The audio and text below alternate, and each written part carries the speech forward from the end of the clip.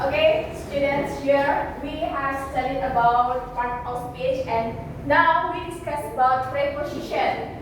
Preposition, what is the meaning of preposition? Okay, kata depan. So here I have some many examples of preposition. For the first, in, at, on, to, for, above, under, behind, beside, between, and in front. So for the first, in ini bisa diartikan sebagai di dan di dalam. Ada yang bisa memberikan contoh tentang in yang termasuk di dalam? In the back. In the back, are you sure? In the class. Kenapa kok bisa in the back? Di dalam tas. Karena di dalam tas. Oke. Nanti kita akan belajar apa artinya in sama on. Ya. Kalau di dalam tas berarti in the back or on the back? On the back atau ya benar on the back. So another questions in the class and then in the room and then in the bathroom. Very good. And then in the bedroom. Gampang banget ya. Contohnya nggak ada yang spesifik. I play blah blah blah in the blah blah blah. In the bag, in the bag. Another example. With your sentence, it's not the word. Come on. I play badminton in lapangan. Apa? Mau bermain di kelas? Atau di mana di bagus? In the yard. In the yard, okay. I play badminton in the yard. Very good. Another question. Sentence, it's not word. Come In on. the pool. What are you doing in the pool? Swimming. Yes, just make sentence by using in the pool. I swim in the. Okay, I swim in the pool. Pool is specific. Specific dalam artian kolam itu kan bisa kolam ikan, kolam anjing, kolam. Benar. Jadi kita harus spesifik.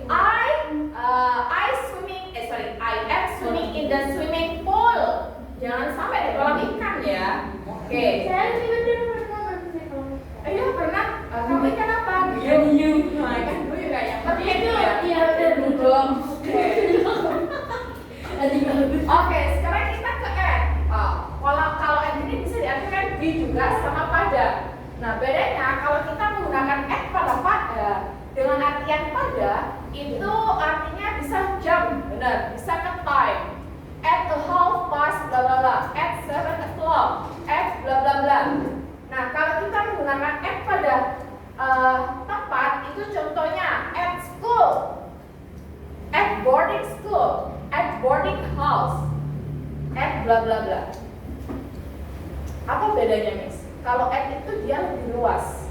Luas dalam artian bangunan yang besar yang punya cabang-cabang. Contoh at school kan. Kenapa kok enggak in the school, Miss? Karena kalau in the school kita pakainya in the class, tadi benar, in the class. Di dalam sekolah itu kan ada apa namanya? Ada part-partnya, ada ruang guru, ada kelas dan lain sebagainya.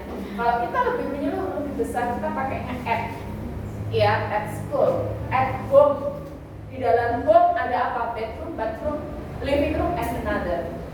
Paham ya? Oke, next. Di on yang di atas sama di dalam. Di atas, di atas, di dalam. Nah, ini maksudnya on yang di dalam, yang di kan ada dua. In yang ini sama in yang ini. Kalau yang on itu lebih ke spesifiknya, tempat yang terinci, yang khusus. Ya. Kalau yang in di sini di dalam artian ruangan itu juga masih spesifik. Contoh, di dalam kelas. Di dalam kelas itu kan masih ada tempat juga. Kalau in the back, kalau on the back, kalau back itu bisa pakai kita ke on karena dia lebih terinci ya, lebih kecil kapasitasnya. Cara umumnya seperti itu menjelaskannya. Bill, enak, salah dari mana? Gila, enak, enak. Pertama kalian bisa ketika A, B, C, D, E gitu toh. A, B, C, D, E, F, G, H. Biasa aja, bener A, bener B. Kalau dibalik, bener B, A. Gak just kidding ya. Oke, sorry Uma. just kidding. Udah direkam lagi. Oke, next. Next, kita lanjut ke tuh ya. Tuh itu artinya untuk atau kepada. Sepertinya kita sering menemukan kata tuh. Kalau tuh ini kan kalau untuk berarti contoh kalimatnya seperti apa kalau untuk? To my friends, to my grandfather, to you. Ya, jadi itu dikatakan sebagai untuk. Kalau kepada biasanya kita temukan di mana? Surat, benar. Kalau tuh itu biasanya kita temukan di surat dan dia bisa ke formal atau informal. Tapi lebih banyaknya di informal. Karena kalau di formal kita harus ada kop suratnya dan lain sebagainya. Ya, bisa ada. Bisa juga ada for. Iya, for informal letter or formal letter. Yes, I know this is for untuk. Iya, kalau di surat biasanya kan ada for ini. Below kan boleh. Apa bedanya tuh sama for sih? Ada yang bisa jelaskan nggak? Tolong dong, give me some explanation about that. Between 2 and 4, as you know. What is the difference? Hello guys. Hai. Krik. A, B, C, D, E. Yang namanya A, B, C, D, E. Nggak ada ya. Kenapa berapa? 2 and 4. Jadi kalau kita bisa menggunakan itu sama for, we have known about the sentence. What is that? Topic, bukan topik. 2 and 4 ini bisa konteksnya. Ya, contoh. Make some example by 2. Apa tadi? I bring. Kalau ini pakai apa? I bring this book. You. For you. I bring this book for you. Kalau to you bisa nggak? Bisa. Kita bisa menggunakan to sama ini. Tapi ada beberapa yang kita menyesuaikan when we use to and when we use for. Yes, it's not. Dia tidak mempunyai spesifikan. Cuma kita harus mencocokkan antara sentence atau kalimat yang kita pakai. Ya, it's easy. Jadi jangan dipikir kayak aku harus pakai to ya, apa aku harus pakai for ya? Enggak. Jadi dia nggak ada ketentuannya spesifik. Menentukan konteksnya aja. So, above itu artinya di atas. Apa bedanya? Di atas itu juga bisa kita pakai on. Ya, on itu punya fungsinya banyak banget ini on ini. On the table berarti apa? Di atas meja. Above table bisa nggak? Bisa. Above itu artinya benda yang gantung. Bisa nggak di atas meja? Bisa, mejanya gantung. Asal jangan hatinya aja yang gantung. Oke. Jadi itu bedanya ya. Kalau above itu berarti yang digantung-gantung, tapi kalau di atas benda dia pakainya on. Do you understand?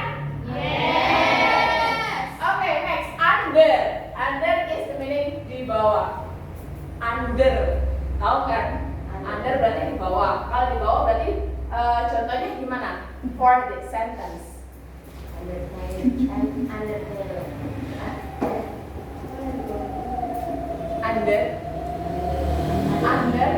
Under the title bisa ya. Under the title berarti apa? Di bawah judul ini. Under bisa nggak? Under dikategorikan. Under bisa nggak sama noun? Bisa, boleh. Paham? Please dong kasih saya contoh under dong. Kenapa? Gelas under tables. Glass under the position. Jadi kita harus tahu konteksnya. The position glass under table, gitu ya. Oke. Nah, ada lagi mungkin under Shiva, Zida. Ayo. Ada nggak? Pak? Under? No? Nah? Sama nanya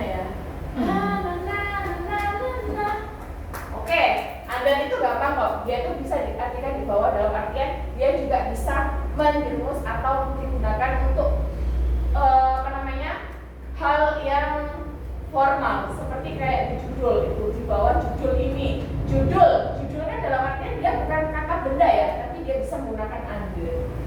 Paham? Oke. Next, behind. What is the meaning of behind? Di belakang. Kalau kita bicara dengan belakang itu otomatis ada di depan, di samping, dan di belakang. Di belakang berarti contoh, you walk behind me. You sit behind me juga bisa. Following behind me, ikuti di belakangku, bisa ya. Kok jadi saya yang pakai sentence-nya ya? Ayo buat sentence behind. Behind the white bird, there is a door. Ya, di belakang papan tulis ada pintu. Beside white bird, there is fire. In front of the white bird, there are teacher and students. Karena saya bilangnya there are, berarti bukan hanya saya. Kalau there is berarti bisa dikatakan teacher. But there are so all of us, ya, di antara kita. Paham ya? Behind and then beside. Beside tadi sudah saya kasih contoh. Beside itu di samping. Berarti let's we walk beside me. Ayo kita jalan di samping. Ayo jalan yuk. Ya.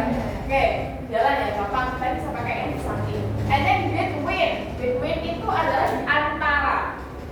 Between you, there are me and her.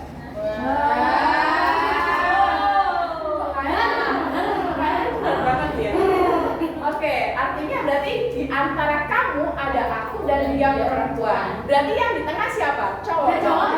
Siapakah dia? Oke, berarti itu kita bisa menggunakan between. So, there are difference between and among. Jadi between itu juga mempunyai apa namanya? Jadi between itu sama among ini artinya sama di antara. Cuma bedanya kalau between itu di antara dua orang tadi.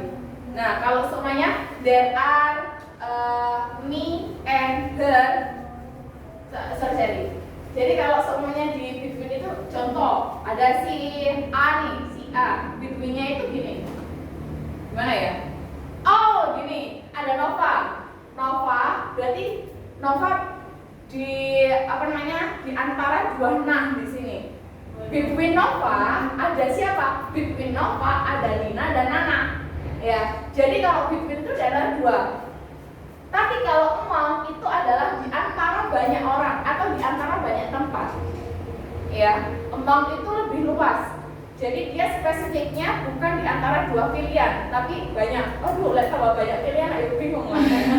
Aduh, oke. Jadi antara di antara yang between sama among itu apa? Kalau between berarti apa? Di antara dua orang, dua tempat, dua bla bla bla. Pokoknya ada dua. Kalau among berarti lebih banyak atau lebih luas. Oke, paham ya? Next, in front. In front berarti di depan. In front of you. Oke, I stand in front of you. You stand in front of me. Saya berada di depan kamu. Kamu berada di depanku. Di depan kan?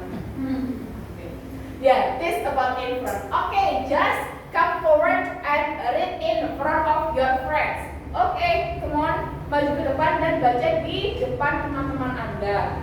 Ya, itu bisa artinya in front. Ada lagi mungkin kalimat is about in front. Apa ya? In front ada bisa.